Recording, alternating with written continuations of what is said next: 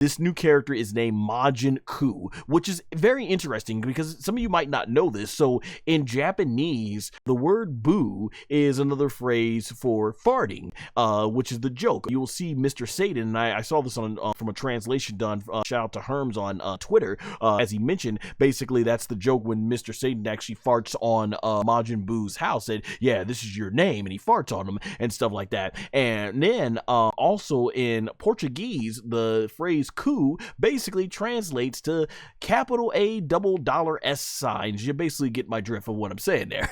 So basically, that's the idea here for the pun on Majin Ku. So it's going to be interesting. That's quite the name.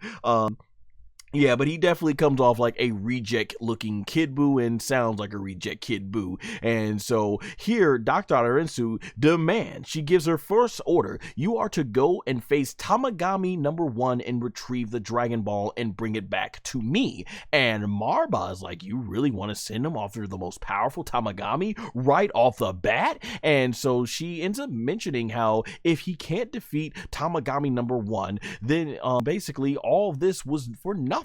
And so Majin Ku, he's got this serious face. He then smiles, looks up, and he says, understood. Wow. Okay, so right off the bat, Majin Ku is very subservient, very different than what we saw with Majin Buu, because we saw Fat Buu, when he had enough of Babidi, boom, punch that boy's head off and blast him away. And we saw Kid Buu, he couldn't be reasoned with. Kid Buu could not be reasoned with. If you even go back to Super Buu, when Pickle's like, you could just kill a lot of people on Earth until the strong warrior's ready. And Super Buu was like, human extinction attack. They're all dead. Now bring me the strong one. So Kid Buu, when Vegeta wanted to fight, Kid Buu's like, oh, okay.